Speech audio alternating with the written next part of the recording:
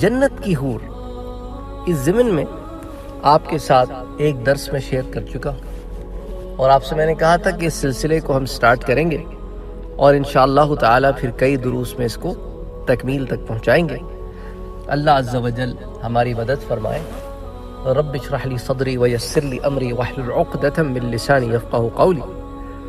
آج کے درس کی ابتدا سورہ بقرہ کی ایک آیت سے کرتا ہوں، آیت نمبر 25۔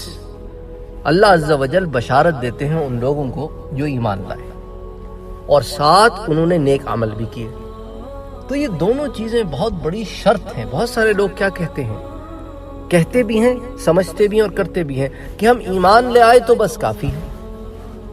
ایمان تو لے آئے ہو، پھر اس پہ استقامت، اور استقامت جو ہے وہ اللہ عز و جل عمل سے نصیب فرماتے ہیں۔ تو اللہ سبحانہ و تعالیٰ فرماتے ہیں ایک جنرل رول ہے، کوئی اسپیسیفک ایگزامپلز، کچھ لوگ خاص ایگزامپلز دیتے کہ بھئی فلاں صحابی تو ایمان لائے اور ایک عمل بھی نہیں کیا اور پھر شہید ہو گئے تو ان کا درجہ، تو وہ ایک خاص بات ہے۔ لیکن جنیرک رول کیا ہے؟ اللہ سبحانہ و تعالیٰ نے جو قرآن میں ایک جنرل رول بنایا ہے، وَبَشِّرِ الَّذِينَ آمَنُوا، اور بشارت دے دے میرے پیارے نبی ان لوگوں کو جو ایمان لائے۔ اور یہاں بات رکتی نہیں ہے، آگے اللہ عز و جل فرماتے ہیں وَعَمِلُوا الصَّالِحَاتِ، اور وہ جنہوں نے نیک عمل کیے، اچھے کام کیے۔ ان کو کس چیز کی بشارت دے دیں؟ بشارت بھی ایسی جو بالتحقیق ہو، بے شک کے ساتھ، ان لہم، بالتحقیق ان کے لیے کیا ہے؟ بے شک ان کے لیے کیا ہے؟ ایسی جنتیں کہ جن کے نیچے باغ ہیں، ایسے جن کے نیچے نہریں بہتی ہوں گی، اور اس میں وہ کھائیں گے اور پھل کھائیں گے، اور جب پھل کھائیں گے اس کے تو کہیں گے یہ تو وہی ہیں جو ہمیں اس سے پہلے دیے گئے تھے۔ كُلَّمَا رُزِقُوا مِنْهَا مِن ثَمَرَةٍ رِزْقًا قَالُوا هَذَا الَّذِي رُزِقْنَا مِن قَبْلُ وَأُوتُوا بِهِ مُتَشَابِهًا۔ یہاں تک تو بات ہم پہلے بھی کر چکے ہیں۔ اب آگے جو اللہ عز و جل فرماتے ہیں وَلَهُمْ فِيهَا زُوَاجٌ مُطَهَّرَةٌ، ان کے لیے وہاں پر پاک بیویاں ہوں گی۔ اب دیکھیں بیویوں کی دو قسمیں ہیں۔ ایک بیوی تو وہ ہے جو آدم علیہ السلام کی اولاد ہے، وہ تو دو ملیں گی، جو دنیا میں رہ کے جنت میں گئی ہے وہ تو دو ملیں گی، اور حوریں ان کی تعداد اللہ نے معین نہیں کی، وہ بھی بیویوں ہی کے زمرے میں آئیں گی، تو وہ بھی پاکیزہ بیویاں ہی ہوں گی۔ لیکن یہ وہ عورتیں ہوں گی جو بنائی جنت میں گئی ہیں۔ انشاءاللہ آنے والے دروس میں آپ کو یہ بھی بتاؤں گا کہ حور بنی کس چیز سے ہے، کیسے اللہ نے حور کو بنایا ہے۔ سبحان اللہ، سبحان اللہ۔ تو پاکیزہ بیویاں ہیں حور بھی اور دنیا والی بھی، تو دونوں کے پاس وہ کوالٹیز ہیں، جو حسن ہے، جمال ہے۔ جنت کی بیوی جو ابن آدم ہے، جو بنت آدم ہے، اس کے اوپر تو پوری سیریز ہو چکی ہے۔ تو اللہ تعالیٰ فرماتے ہیں کہ وہ جنت میں پاکیزہ بیویاں ہوں گی اور وہ اس میں ہمیشہ رہیں گے، یعنی کون؟ جنتی۔ تو اللہ تعالیٰ نے اپنے نیک بندوں کے لیے جنت میں بے شمار نعمتیں تیار کر رکھی۔ ان نعمتوں میں سے حوریں بھی ہیں، تو حور ایک نعمت ہے اللہ کی۔ اللہ تعالیٰ نے قرآن کریم میں مختلف مقامات پر حوروں کا ذکر فرمایا ہے اور ان کی مدح سرائی بھی کی ہے۔ کہیں حور عین سے تعبیر کیا، کہیں ان کے وصف میں فرمایا کہ بھئی یہ تو وہ ہوں گی کہ بھئی قاصرات الطرف العین، کہیں کہا کہ کأنہم الیاقوت والمرجان، اچھا کہیں کہا کہ خیرات حسان، اچھا کہیں قاصرات الطرف اطراب، کہیں ابکار، کہیں ان کو البید مکنون کہا، کہیں اللؤلؤ المکنون کہا۔ تو مختلف الفاظ سے اللہ سبحانہ و تعالی نے ان کی مدح سرائی کی کہ لم یطمثہن انس قبلہم ولا جان۔ مختلف اوصاف اور محاسن سے اللہ تعالیٰ نے انہیں بیان فرمایا۔ اس ضمن میں یہ بات آپ ذہن میں رکھیں کہ ظاہر بات ہے کہ عورت جو ہے نا، عورت اس کے 4 مقامات ایسے ہوتے ہیں جن میں تنگی ہو تو پسند کی جاتی ہے اور مطلوب ہوتی ہے۔ ایک اس کا منہ ہوتا ہے، بہت بڑا منہ ہو تو اچھا نہیں لگتا، بہت چھوٹا ہو، ایک تنگ ہو لیکن حسن میں آیا، دوسرے اس کے کان، ان دونوں چیزوں میں تنگی ہو تو اچھی لگتی ہے۔ ایک اس کی ناک کے سوراخ، بہت بڑے بڑے سوراخ ہو تو بھی اچھی نہیں لگتی، اور چھوٹے سوراخ۔ اور تیسری چیز تو یہ، چوتھی چیز شرمگاہ کی تنگی۔ یہ بات کھل کے کہہ رہا ہوں کیونکہ آپ کھل کے بات سننا چاہتے ہیں، جس لیے کھل کے کہہ رہا ہوں۔ اور ان باتوں کو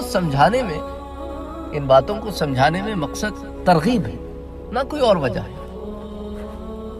کیونکہ انسان کو جب رغبت ہو نا کسی چیز کی تو اس کے حصول کے لیے وہ کام کرتا ہے۔ اور ایک اور بات آپ سے میں شیئر کروں گا آئندہ آنے والے دروس میں، کہ وہ لوگ جو حوروں کو پانے کی دعا نہیں کرتے، حور ان کے اوپر کیا تاثرات ظاہر کرتی ہے، اس پہ بھی انشاءاللہ بات ہوگی۔ تو بہرحال تو یہ 4 چیزیں ہیں جس میں تنگی مرد پسند کرتا ہے، عورت۔ اور اسی طرح عورت کے اعضاء میں سے 4 ایسے مقامات ہیں جس میں مرد کشادگی پسند کرتا ہے۔ اس کا چہرہ، اس کا سینہ، اس کی گردن کے قریب جو پشت کا بالائی حصہ ہوتا ہے، جو دونوں کاندھوں کے درمیان ہوتا ہے، اور اس کی پیشانی، اور اس کے اعضاء میں سے 4 مقامات پر مرد سفیدی پسند کرتا ہے۔ اس کا رنگ، اس کے سر کی مانگ، اس کے دانت، اور اس کی آنکھوں کی سفیدی کا حصہ، یہ خوب سفید ہے۔ تو یہ 4 مقامات ہیں جس میں مرد سفیدی پسند کرتا ہے۔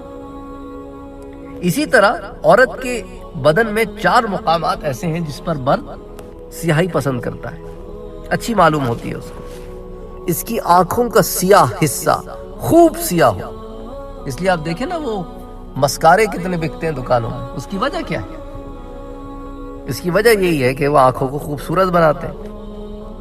وہ آنکھوں کی جو رنگ بکتے ہیں، دور سے دیکھ کے کلر پینسل لگتی ہے، لیکن وہ آنکھوں پہ لگاتی ہیں عورتیں، اللہ عالم کیسے لگاتی ہیں، لیکن وہ لگاتی ہیں۔ اسی طرح وہ آئی بروز، یہ جو بھویں ہوتی ہیں نا، ابرو، اس کا بھی گھنا کالا ہونا، اس کے لیے بھی وہ چیزیں ملتی ہیں عورتوں کی، وہ لگاتی ہیں۔ اللہ تعالیٰ کو پتا ہے نا کہ مرد کو کیا اچھا لگتا ہے،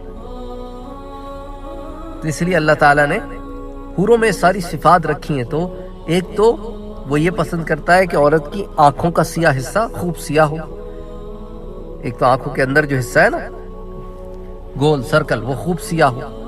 پھر اس کے ابرو، اس کی پلکیں اور اس کے بال، یہ 4 چیزیں مرد پسند کرتا ہے کہ سیاہ، کہ آنکھ کے اندر کی پتلی وہ اچھی خوب سیاہ ہو، کالی، اور یہ پلکیں، ابرو اور بال۔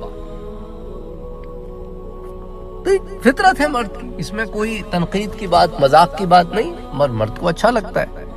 اب بالوں کا سیاہ ہونے سے مراد جو بھی رنگ ہو بالوں کا، وہ خوب ہو، اچھا رنگ ہو، اچھا رنگ ہو۔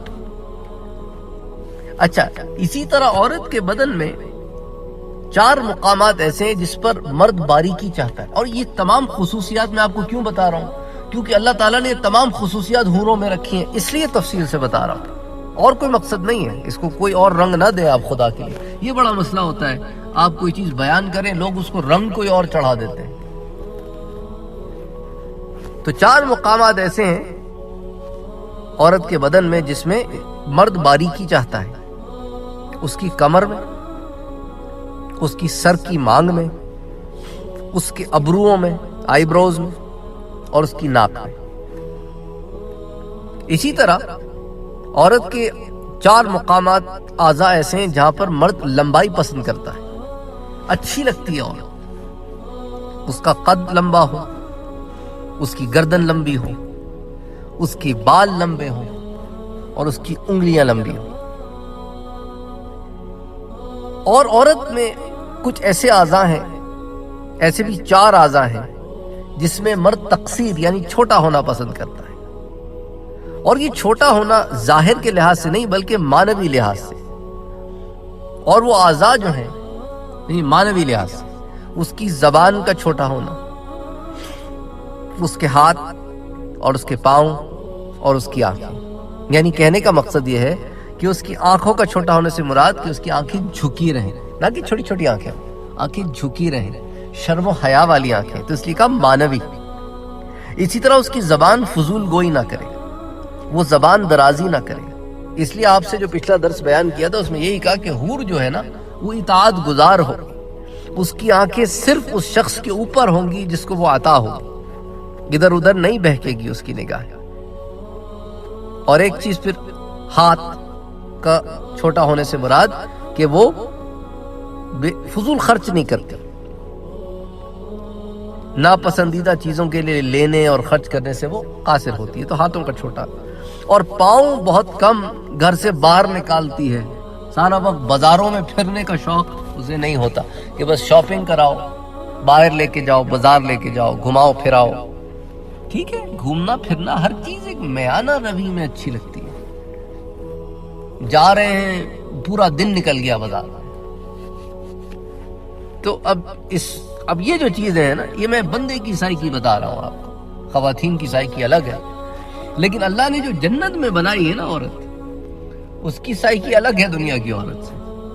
تو دنیا کی عورت جو ہے، جو جنت میں جائے گی تو اپنے آپ کو یہاں کے لحاظ سے نہ سوچے بھئی یہاں تو میں یہ کرتی ہوں تو وہاں پر بھی، وہاں پر تم اثر نو بنائی جاؤ گی، اور جیسے قرآن نے تمہیں بتایا ہے، تمہارے بارے میں بیان کیا، ویسے بنائی جاؤ گی۔ تو تمہاری وہ تمام چیزیں تمہارے اندر سے اللہ تعالیٰ نکال کے تمہیں حسن و جمال کے اعلیٰ پیکر پہ بٹھا کے کھڑا کر دیں گے، اور تم تو افضل ہوگی حور سے، خوبصورت ہوگی حور سے، زیادہ بہتر ہوگی حور سے۔ بارہ ابھی ہم حور کی بات کر رہے ہیں، تو یہ مقامات ہیں۔ اب ان اوصاف میں سے کچھ وصف بھی دنیا کی عورت میں پائے جائیں تو وہ عورت جو ہے اس کو اچھا تصور کیا جاتا ہے۔ اچھا، حور میں بدرجہ کمال یہ اوصاف پائے جاتے ہیں، جن اوصاف کو اللہ تعالیٰ نے اور اس کے رسول صلی اللہ علیہ وآلہ وسلم نے بڑی تشریح اور تفصیل کے ساتھ بیان فرمایا ہے، اسی لیے ہم بھی بیان کر رہے ہیں، کیونکہ میرے رب نے بیان کیا ہے، میرے پاک نبی نے بیان کیا ہے صلی اللہ علیہ وسلم، تو اس لیے ہم بھی بیان کر رہے ہیں۔ اچھا، حور، جو لفظ حور ہے نا، حور، وہ حورا کی جمع ہے، تو حور بذات خود جمع ہے، اور اس کا واحد جو ہے وہ حورا ہے۔ اور حورا کا معنی کیا ہے؟ حورا اس عورت کو کہا جاتا ہے جو جوان بھی ہو، حسین بھی ہو، جمیل بھی ہو، سفید رنگ والی ہو، اور انتہائی سیاہ آنکھوں والی ہو، اس کو کہتے ہیں حورا۔